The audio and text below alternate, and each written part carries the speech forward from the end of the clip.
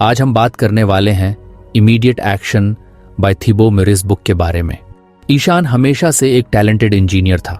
College में उसके projects को प्रोफेसर सराहते थे और दोस्तों के बीच वो एक टेक जीनियस माना जाता था।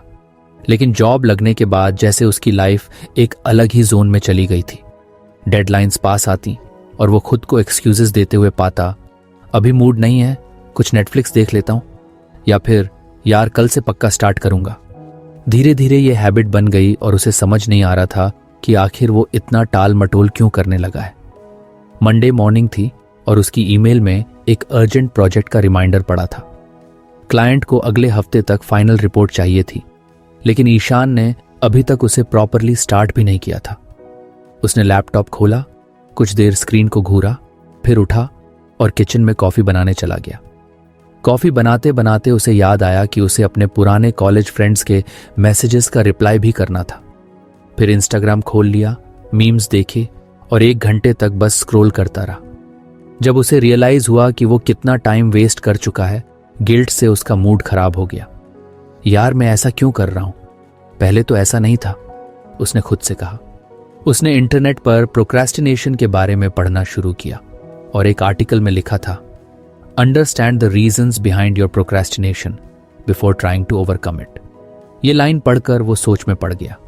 क्या सच में कोई रीजन है जिसके कारण वो इतना टाल मटोल कर रहा है?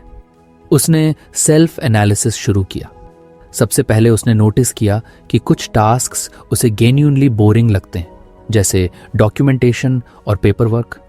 उसे कैलकुलेशंस, कोडिंग और प्रॉब्लम सर्विसिंग पसंद था, लेकिन रिपोर्ट्स बनाना और क्लाइंट प्रेजेंटेशंस प्रिपेयर करना उसे बहुत डल लगता था। दूसरा रीजन उसे और भी ज्यादा सरप्राइजिंग लगा। उसे डर लग रहा था कि अगर उसने जल्दी काम खत्म कर लिया और कुछ गलती निकली तो लोग जज करेंगे। What if my solution is not perfect?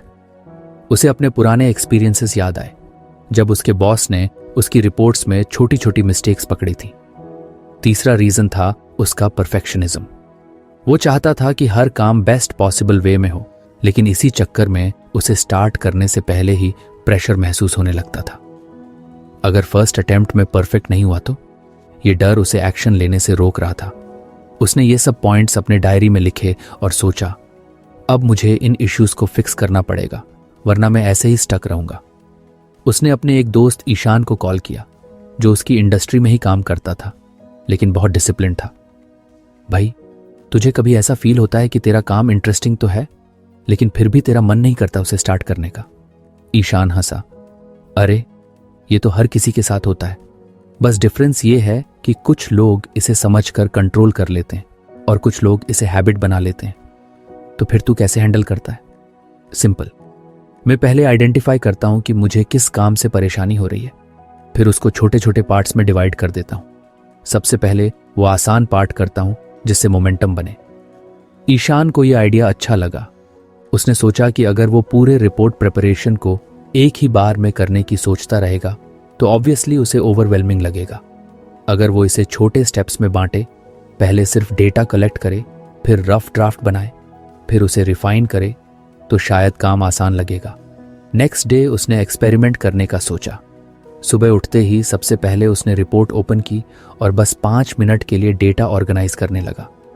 कुछ ही देर में उसे महसूस हुआ कि उसका रेजिस्टेंस कुछ कम हो रहा है। फिर उसने सोचा, चलो बस एक पैराग्राफ ड्राफ्ट कर लेता हूं, और वो भी हो गया। उसका डर धीरे धीरे कम होने लगा। उसे समझ आया कि सबसे मुश्किल पार्ट होता है काम स्टार्ट करना। एक बार स्टार्ट कर लिया तो मोमेंटम खुद ब खुद बिल्ड होने लगता है। अब भी पूरी प्रॉब्लम सॉल्व नहीं हुई थी, लेकिन कम से कम उसे समझ आ गया था कि प्रोक्रेस्टिनेशन सिर्फ लेजीनेस नहीं होती, उसके पीछे कुछ डीपर रीजंस होते हैं। उसने डिसाइड किया कि वो धीरे धीरे अपनी इस हैबिट को कंट्रोल में लाएगा। अभी उसके सफर की शुरुआत ही हुई थी। ईशान को अब समझ आ गया था कि उसका प्रोक्रेस्टिनेशन सिर्फ आलस नहीं था, बल्कि उसके दिमाग में भरा हुआ क्लटर था जो उसे आगे बढ़ने से रोक रहा था। लेकिन अब भी वो पूरी तरह उस पैटर्न से बाहर नहीं निकल पाया था। कभी कभी फिर से वही पुरानी आदतें पकड़ लेती, काम करने बैठता, लेकिन बीच में कोई नया थॉट आ जाता और वो दूसरी चीजों में भटक जाता। उसे अब एक और चीज क्लियर हो रही थी, सिर्फ एक्सटर्नल चीजों को मैनेज करने से कुछ नहीं होगा। उसे अपने दिमाग का क्लटर भी साफ करना होगा। एक शाम जब वो अपनी डेस्क पर बैठा था, उसने गौर किया कि उसके आसपास कितना सारा फिजिकल क्लटर पड़ा था। पुराने बिल्स, आधे लिखे हुए नोट्स, पिछले साल के कॉन्फ्रेंस के ब्रोशर्स, कुछ रैंडम पेपर्स, सब कुछ यूं ही फैला हुआ था। उसे याद आया कि एक बार उसने कहीं पढ़ा था कि एक्सटर्नल क्लटर मेंटल क्लटर को बढ़ा देता है। उसने फैसला किया कि सबसे पहले वो अपनी वर्क स्पेस को साफ करेगा। वो उठा, एक बड़ी सी खाली बॉक्स ली और जो भी चीज़ उसे ज़रूरी नहीं लगी सब उसमें डालने लगा। कुछ चीज़ें रखनी ज़रूरी थीं, लेकिन उनका कोई प्रॉपर प्लेस नहीं था। उसने सोचा कि यही तो उसकी पूरी लाइफ में भी हो रहा था। कुछ इंपॉर्टेंट थॉट्स थे, लेकिन वो इधर उधर बिखरे पड़े थे, जिसकी वजह से उसकी क्लैरिटी खराब हो रही थी। जब उसका डेस्क साफ हो गया तो उसे एक अजीब सी सेटिस्फैक्शन महसूस हुई। पहली बार उसकी टेबल पर सिर्फ लैपटॉप, एक नोटबुक और एक कॉफी मग रह गए थे।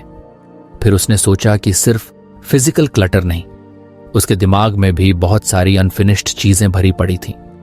कुछ ऐसे काम जो उसने शुरू तो किए थे लेकिन कभी पूरे नहीं किए, कुछ ऐसे डिसीजंस जो उसने टाल दिए थे, और कुछ ऐसे गोल्स जिन पर उसने कभी एक्शन ही नहीं लिया। उसने अपनी डायरी निकाली और सारे ऐसे टास्क्स लिखने शुरू किए जिन्हें उसने कभी पूरा नहीं किया था। लिस्ट लंबी होती गई।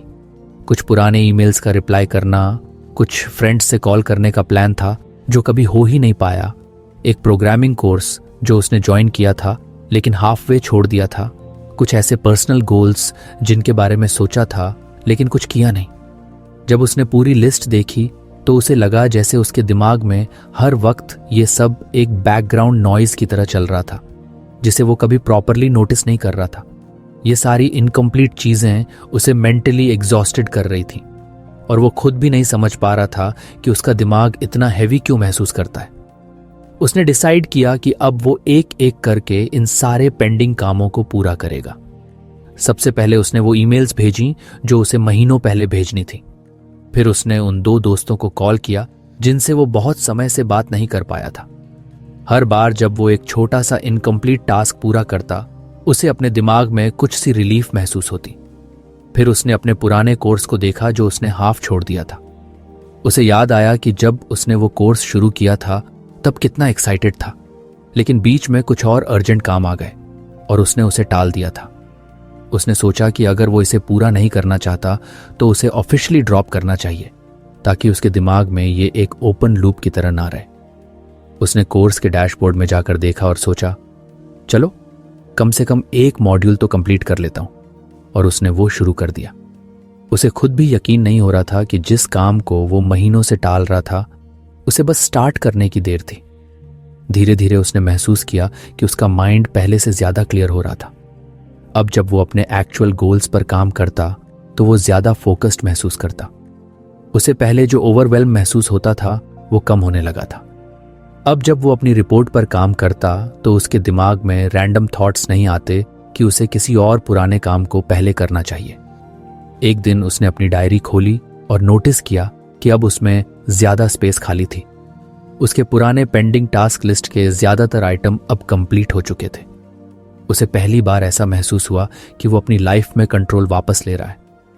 कुछ हफ्तों बाद जब वो अपने लैपटॉप पर एक नया प्रोजेक्ट शुरू कर रहा था तो उसने रियलाइज किया कि अब उसे पहले जैसा रेजिस्टेंस नहीं हो रहा था।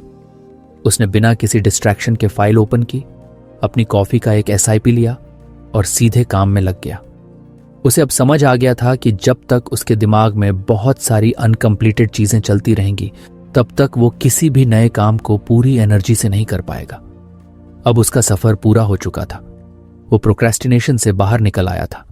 ईशान को अब लगने लगा था कि उसने अपनी प्रोक्रेस्टिनेशन की आदत पर काफी हद तक काबू पा लिया है, लेकिन कभी कभी जब कोई बड़ा और इंपॉर्टेंट टास्क सामने आता तब वो फिर से वही पुरानी आदतों में लौट जाता। काम करने बैठता, फिर एक रैंडम वीडियो देखने लगता या फिर बस इधर उधर की चीजों में उलझ जाता। उसे समझ नहीं आ रहा था कि ऐसा क्यों हो रहा है, जबकि उसने खुद को इतना डिसिप्लिन्ड बना लिया था। अब तक उसे लग रहा था कि प्रोक्रेस्टिनेशन सिर्फ एक बैड हैबिट है, लेकिन धीरे धीरे उसे एहसास हुआ कि ये उससे कहीं ज्यादा गहरी चीज थी। एक दिन उसने खुद से सवाल किया, मैं सच में इस काम को अवॉइड करना चाहता हूं या इसके पीछे कोई और रीज़न है? उसने गौर किया कि जब भी कोई नया चैलेंज आता तो उसके दिमाग में एक सटल सा डर पैदा हो जाता था, क्या मैं इसे ठीक से कर पाऊंगा?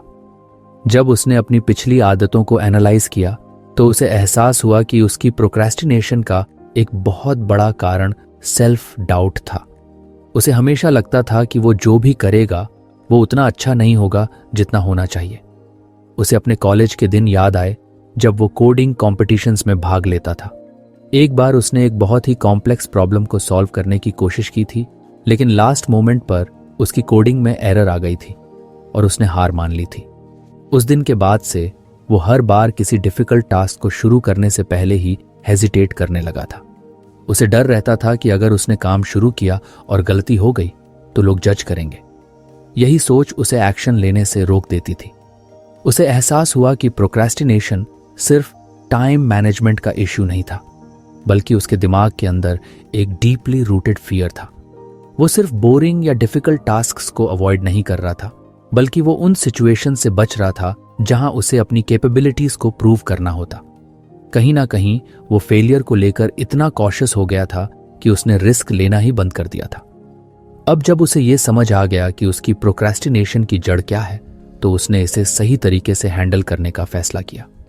उसने सबसे पहले ये मान लिया कि हर बार परफेक्ट रिजल्ट देना जरूरी नहीं है। अगर कोई काम सही से नहीं होता तो इसका मतलब ये नहीं कि उसने पूरी कोशिश नहीं की। उसने खुद को याद दिलाया कि फेलियर भी लर्निंग का एक पार्ट है। अब जब भी उसे किसी मुश्किल टास्क को शुरू करने में रेजिस्टेंस महसूस होता तो वो खुद से एक सिंपल सवाल पूछता, मैं इस काम को जेन्युइनली नहीं करना चाहता या मैं सिर्फ इससे डर रहा हूं? अगर जवाब ये होता कि वो डर रहा है तो वो जानबूझकर खुद को उस डिस्कम्फर्ट में डाल देता। उसने महसूस किया कि जब भी वो किसी डर का सामना करता तो वो धीरे धीरे कम होने लगता था। एक दिन उसकी कंपनी में एक नया प्रोजेक्ट आया जिसमें उसे एक पूरी नई टेक्नोलॉजी पर काम करना था। पहले इंस्टिंक्ट के तौर पर उसने सोचा कि वो इस काम को कुछ देर बाद शुरू करेगा, लेकिन फिर उसने खुद से पूछा, क्या मैं इसे टाल रहा हूं क्योंकि मुझे ये बोरिंग लग रहा है या क्योंकि मुझे डर है कि मैं इसे ठीक से नहीं कर पाऊंगा? जवाब साफ था, उसे डर था कि वो इसे अच्छे से नहीं कर पाएगा। इस बार उसने अपनी स्ट्रैटेजी बदली। उसने खुद से कहा कि वो इस काम को सिर्फ 10 मिनट के लिए करेगा, बिना ये सोचे कि इसका आउटकम क्या होगा। उसने प्रोजेक्ट ओपन किया, डॉक्यूमेंटेशन पढ़ना शुरू किया और कोडिंग के कुछ बेसिक स्टेप्स लिखे। उसे लगा कि ये उतना भी मुश्किल नहीं था जितना उसने सोचा था। धीरे धीरे वो उस काम में इतना इंग्रोस्ड हो गया कि घंटों बीत गए और उसे पता भी नहीं चला। उसे अब समझ आ रहा था कि असली प्रॉब्लम काम इटसेल्फ नहीं था, बल्कि उसका दिमाग जो पहले से ही डर बना लेता था। अब उसने अपनी पुरानी माइंडसेट को पूरी तरह से चेंज कर लिया था। वो जानता था कि प्रोक्रेस्टिनेशन से पूरी तरह से छुटकारा पाना नामुमकिन है, लेकिन अब उसे इससे डील करना आ गया था। जब भी उसे कोई नया काम इंटिमिडेटिंग लगता, वो खुद को एक सिंपल रिमाइंडर देता, बस शुरू कर, बाकी चीजें अपने आप ठीक हो जाएंगी। अब वो खुद को फेलियर्स और मिस्टेक्स से बचाने के बजाय उनसे सीखने के लिए तैयार करने लगा था। एक दिन जब उसने अपनी डायरी खोली तो उसने नोटिस किया कि उसकी पुरानी टू डू लिस्ट्स में जितने भी अनफिनिश्ड टास्क्स थे वो अब पूरे हो चुके थे। उसका दिमाग पहले से कहीं ज्यादा क्लियर था और अब उसे अपनी एबिलिटीज पर भरोसा भी होने लगा था। उसने रियलाइज किया कि असली बदलाव तब आता है जब हम अपनी प्रॉब्लम्स को सिर्फ सरफेस लेवल पर नहीं, बल्कि उनकी जड़ तक जाकर समझते हैं। अब वो पहले जैसा नहीं रहा था। ईशान ने जब अपनी पुरानी आदतों पर नजर डाली तो उसे एहसास हुआ कि उसकी प्रोक्रेस्टिनेशन की असली वजह सिर्फ डर या आलस नहीं थी, बल्कि एक और चीज थी जो बार बार उसे पीछे खींच रही थी, कंफ्यूजन। उसे अक्सर समझ ही नहीं आता था कि उसे करना क्या है। उसके सामने कई सारे टास्क्स होते, लेकिन वो तय नहीं कर पाता कि कहां से शुरू करे, किस चीज पर ज्यादा ध्यान दे और क्या सच में जरूरी है। कभी कभी वो पूरे दिन कुछ करने की सोचता रहता, लेकिन अंत में कुछ भी नहीं कर पाता। उसने अब तक प्रोक्रेस्टिनेशन के कई कारणों को समझ लिया था, लेकिन उसे अब अपनी डायरेक्शन क्लियर करनी थी। उसने अपनी दिनचर्या को एनालाइज करना शुरू किया। वो नोटिस कर रहा था कि जब भी उसे कोई बड़ा काम करना होता तो वो सबसे पहले डिस्ट्रैक्शंस ढूंढता। कभी वो ईमेल्स चेक करने बैठ जाता, कभी सोशल मीडिया स्क्रॉल करने लगता और कभी कभी तो बिना वजह रैंडम चीजें गूगल करने लगता। लेकिन जब उसने अपने बिहेवियर पर ध्यान दिया तो उसने एक पैटर्न देखा। जब भी उसे यह पता नहीं होता था कि उसे एग्जैक्ट क्या करना है, तो उसका दिमाग नेचुरली उन चीजों की तरफ भागने लगता जो आसान थी। यही उसकी सबसे बड़ी प्रॉब्लम थी, लैक ऑफ क्लैरिटी। उसने एक दिन अपनी नोटबुक उठाई और लिखा, मुझे सबसे ज्यादा कंफ्यूजन कब होती है? जब उसने इस सवाल का जवाब खोजना शुरू किया तो उसे कुछ चीजें साफ दिखने लगी। पहला, जब कोई काम बहुत बड़ा या वेग होता तो उसे पता ही नहीं चलता कि उसे कहां से शुरू करना है। दूसरा, जब बहुत सारे छोटे छोटे टास्क्स इकट्ठा हो जाते तो वो ओवरवेल्म्ड हो जाता और कुछ भी नहीं करता। तीसरा, जब उसके पास कोई क्लियर प्रायोरिटी नहीं होती तो उसका दिमाग हर काम को इक्वल इंपॉर्टेंस देने लगता और फिर वो कुछ भी नहीं कर पाता। अब उसे समझ आ चुका था कि अगर उसे अपनी प्रोडक्टिविटी और फोकस को इम्प्रूव करना है तो उसे अपने गोल्स और टास्क्स को क्रिस्टल क्लियर बनाना होगा। उसने सबसे पहले अपने बड़े और वेग टास्क्स को तोड़ने का फैसला किया। पहले जब वो सोचता था मुझे इस प्रोजेक्ट पर काम करना है, तो ये बहुत जेनेरिक लगता था और उसका दिमाग नेचुरली इसे टालने लगता था। लेकिन अब उसने इसे ब्रेक डाउन किया। आज मुझे इस प्रोजेक्ट का रिसर्च पार्ट कंप्लीट करना है, कल मुझे इसका फर्स्ट ड्राफ्ट लिखना है और परसों मुझे इसे रिफाइन करना है। इस तरीके से जब उसने अपने गोल्स को छोटे एक्शनेबल स्टेप्स में डिवाइड किया तो उन्हें शुरू करना बहुत आसान लगने लगा। दूसरी चीज जो उसने की वो थी प्रायोरिटीज सेट करना। पहले वो रैंडमली कोई भी टास्क उठा लेता और फिर बीच में किसी और काम की तरफ ध्यान भटक जाता। लेकिन अब उसने हर सुबह 5 मिनट निकालकर सिर्फ ये सोचना शुरू किया कि उसकी टॉप 3 प्रायोरिटीज क्या हैं। ये सिंपल सा बदलाव उसकी प्रोडक्टिविटी को पूरी तरह बदलने लगा। अब जब भी वो काम करता तो उसे पता होता कि सबसे पहले किस चीज पर ध्यान देना है। इससे उसका माइंड क्लियर रहने लगा और वो ज्यादा कॉन्फिडेंट फील करने लगा। एक और चीज जो उसने अपनाई वो थी मेंटल क्लटर क्लीनअप। उसने ऑब्जर्व किया कि उसके दिमाग में हमेशा बहुत सारी चीजें चलती रहती थी। कभी उसे याद आता कि उसे किसी दोस्त को कॉल करना था, कभी उसे किसी पुराने ईमेल का रिप्लाई देने की चिंता होती, तो कभी कोई रैंडम आइडिया आ जाता जिसे वो भूलना नहीं चाहता था। पहले वो इन चीजों को सिर्फ अपने दिमाग में रखता था, लेकिन अब उसने एक सिंपल टेक्निक अपनाई, हर छोटे या बड़े थॉट को एक जगह लिखना। उसने एक नोटपैड रखना शुरू किया जिसमें वो दिन भर में आने वाले हर रैंडम थॉट को नोट कर लेता। इससे उसका दिमाग फ्री हो गया और जब भी वो किसी काम पर फोकस करता तो उसे बैकग्राउंड में चलने वाली बाकी चीजों की चिंता नहीं होती। धीरे धीरे उसने क्लैरिटी को अपनी डेली हैबिट बना लिया। अब जब भी उसे कोई नया काम मिलता तो वो सबसे पहले ये सोचता कि इसे सबसे छोटे स्टेप में कैसे डिवाइड किया जाए। अगर कोई टास्क अनक्लियर लगता तो वो पहले उसकी पूरी जानकारी लेता और फिर शुरू करता। उसे अब पता चल गया था कि जब भी उसके दिमाग में कंफ्यूजन होती थी तो उसका नेचुरल रिस्पॉन्स प्रोक्रेस्टिनेशन होता था। लेकिन जब उसने अपनी टास्क्स और गोल्स को क्लियर कर दिया तो उसकी ये आदत खुद ही कम होने लगी। कुछ हफ्तों बाद उसने नोटिस किया कि अब उसकी लाइफ पहले से कहीं ज्यादा सॉर्टेड लग रही थी। उसकी पेंडिंग टास्क्स की लिस्ट छोटी हो गई थी, उसके डेली गोल्स क्लियर थे और सबसे बड़ी बात, उसे अब काम शुरू करने में रेजिस्टेंस नहीं होता था। उसे वो दिन याद आया जब वो हर काम को टालता रहता था और अब वो हर मॉर्निंग बिना किसी हेजिटेशन के अपने मोस्ट इंपॉर्टेंट टास्क पर काम करना शुरू कर देता था। एक दिन जब उसने अपनी पुरानी नोटबुक उठाई तो उसने वो पेज देखे जिनमें उसने अपनी संघर्ष लिखी थी। देरी करना, आत्मसंदेह, भार, स्पष्टता की कमी।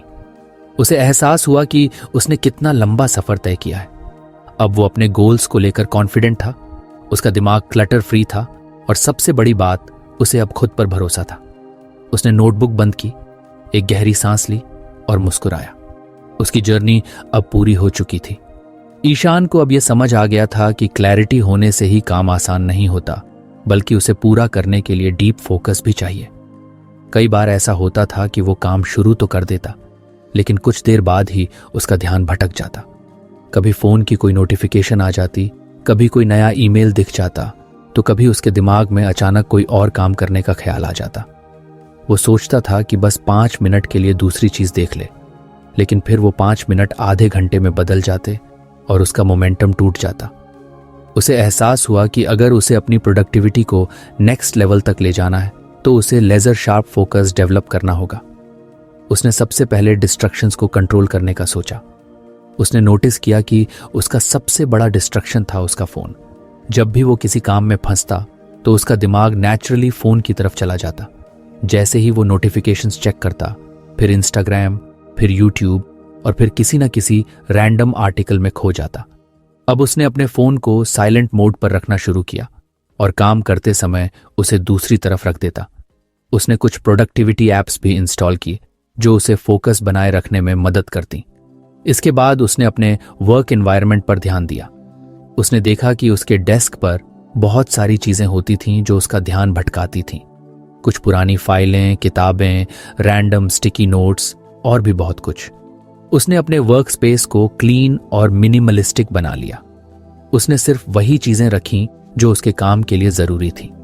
उसने गौर किया कि जब उसका वर्क स्पेस क्लटर फ्री होता था तो उसका दिमाग भी ज़्यादा फोकस्ड फील करता था। इसके अलावा उसने एक नई टेक्निक अपनाई, डीप वर्क सेशंस। पहले वो मल्टीटास्किंग करने की कोशिश करता था, लेकिन अब उसने सीखा कि मल्टीटास्किंग प्रोडक्टिविटी को बढ़ाने के बजाय उसे और ज़्यादा स्कैटर्ड बना देती है। अब वो पोमोडोरो टेक्निक यूज़ करने लगा। 25 मिनट तक पूरा ध्यान लगाकर काम करता, फिर 5 मिनट का छोटा सा ब्रेक लेता। ये छोटी छोटी फोकस सेशंस उसकी एफिशिएंसी को बढ़ाने लगी। धीरे धीरे उसने इन सेशंस की ड्यूरेशन बढ़ानी शुरू की और अब वो 90 मिनट तक बिना किसी डिस्ट्रैक्शन के काम कर सकता था।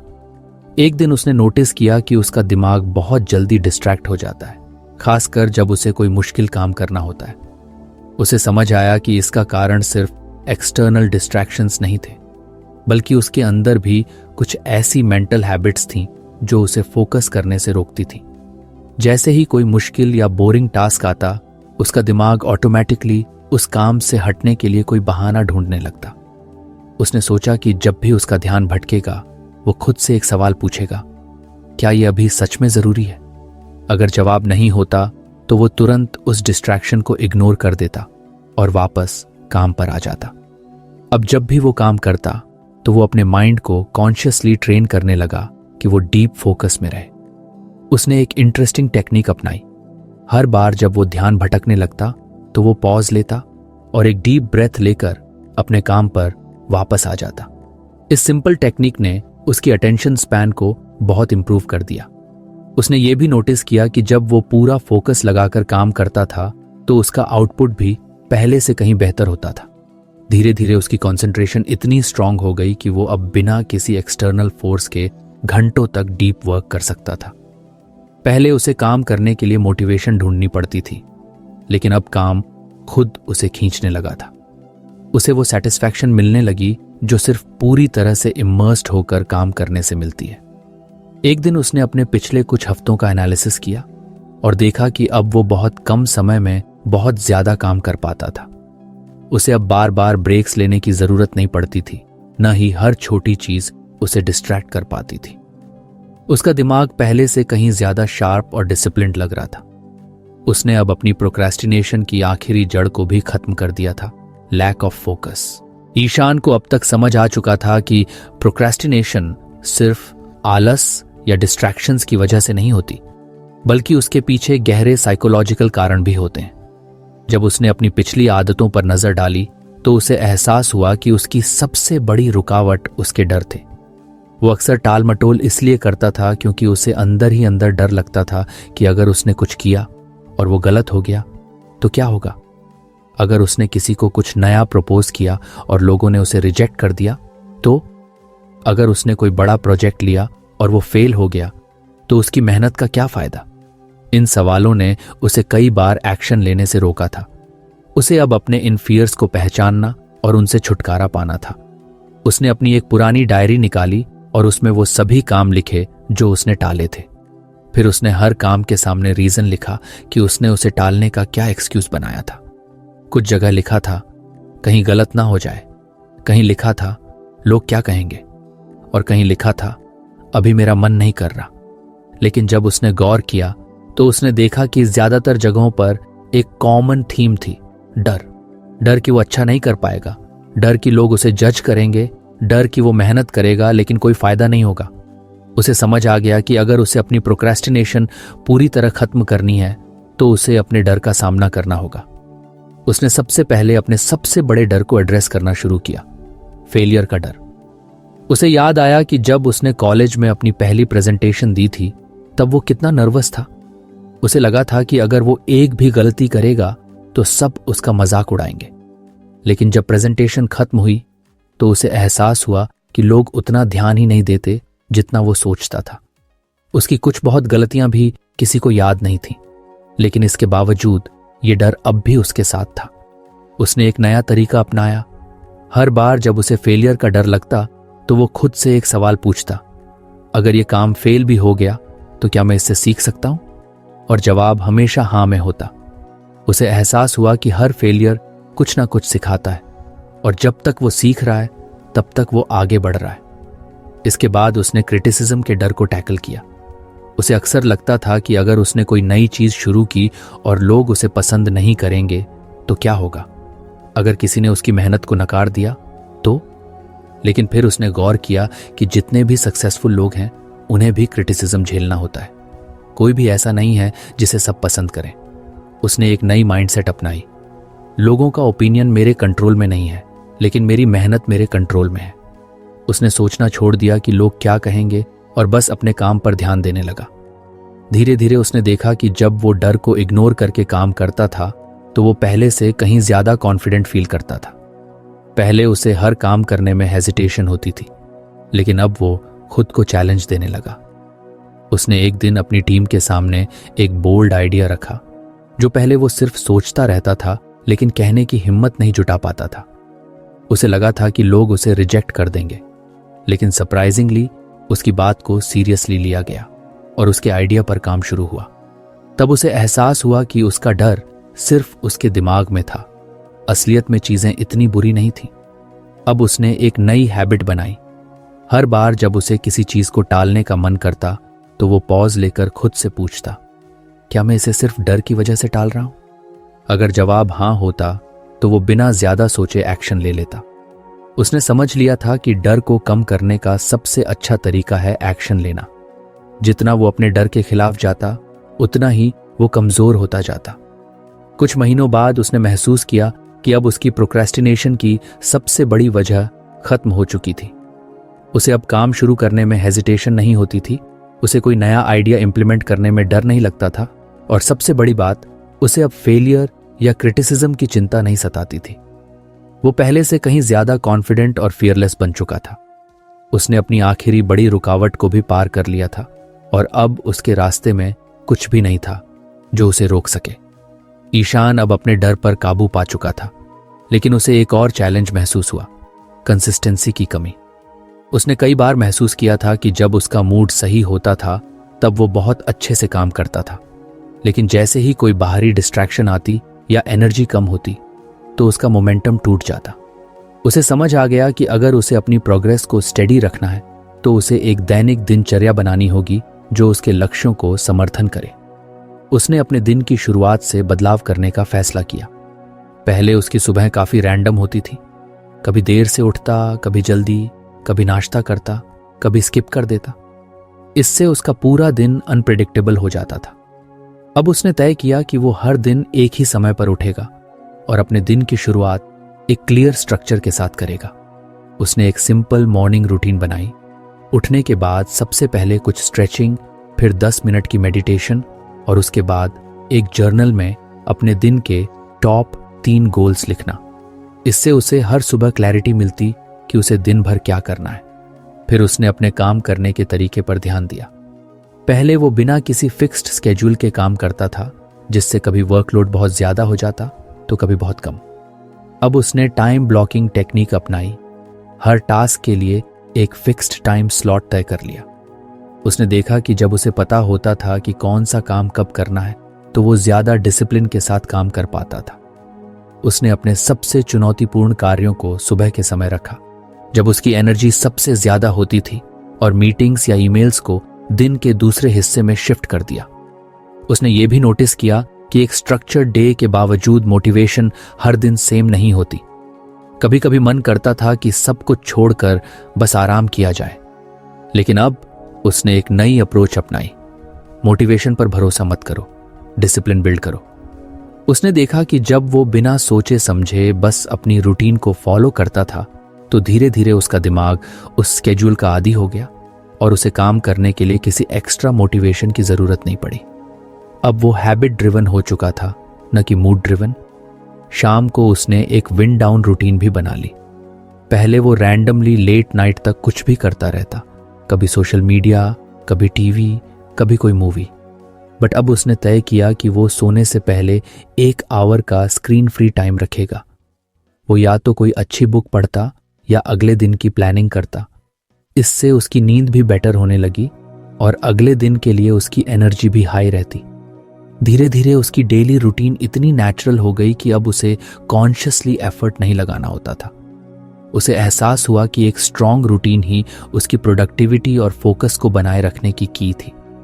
अब वो बिना सोचे समझे कंसिस्टेंट प्रोग्रेस कर पा रहा था और प्रोक्रेस्टिनेशन का कोई मौका ही नहीं था। उसके अंदर अब वो डिसिप्लिन आ चुका था जो किसी भी बड़े गोल को अचीव करने के लिए जरूरी होता है। ईशान ने अब तक अपने प्रोक्रेस्टिनेशन के लगभग हर पहलू को समझ लिया था और उन पर काम भी कर रहा था। डर से निपटना सीख लिया था, डेली रूटीन बना ली थी, लेकिन उसे महसूस हुआ कि कभी कभी उसके अंदर एक अजीब सी उलझन बनी रहती थी। ऐसा लगता था जैसे दिमाग में हर समय बहुत सारी चीजें चल रही हैं, पेंडिंग टास्क्स, फ्यूचर गोल्स, छोटे छोटे काम जो बीच में रह गए थे। उसे लगने लगा कि जब तक उसका दिमाग क्लियर नहीं होगा तब तक वो पूरी तरह फोकस नहीं कर पाएगा। उसने अपनी डायरी उठाई और उन सभी चीजों की लिस्ट बनाने लगा जो अधूरी रह गई थी। पुराने प्रोजेक्ट्स, पढ़ाई की अधूरी किताबें, पेंडिंग ईमेल्स, यहां तक कि छोटे छोटे पर्सनल काम जो वो महीनों से टालता आ रहा था। जब लिस्ट पूरी हुई तो उसे एहसास हुआ कि उसके दिमाग में क्लटर कितना ज्यादा था। इस मेंटल क्लटर की वजह से ही वो हमेशा ओवरवेल्म महसूस करता था और कभी कभी बिना वजह थकान महसूस होती थी। अब उसने एक सिंपल स्ट्रैटेजी अपनाई, एक बार में एक चीज खत्म करो। उसने सबसे पहले छोटे छोटे टाले हुए टास्क्स पूरे करने शुरू किए। पुरानी ईमेल्स क्लियर की, अनरेड मैसेजेस का जवाब दिया, अपनी वर्क डेस्क को ऑर्गेनाइज किया और यहां तक कि वो किताबें भी पढ़नी शुरू की जो उसने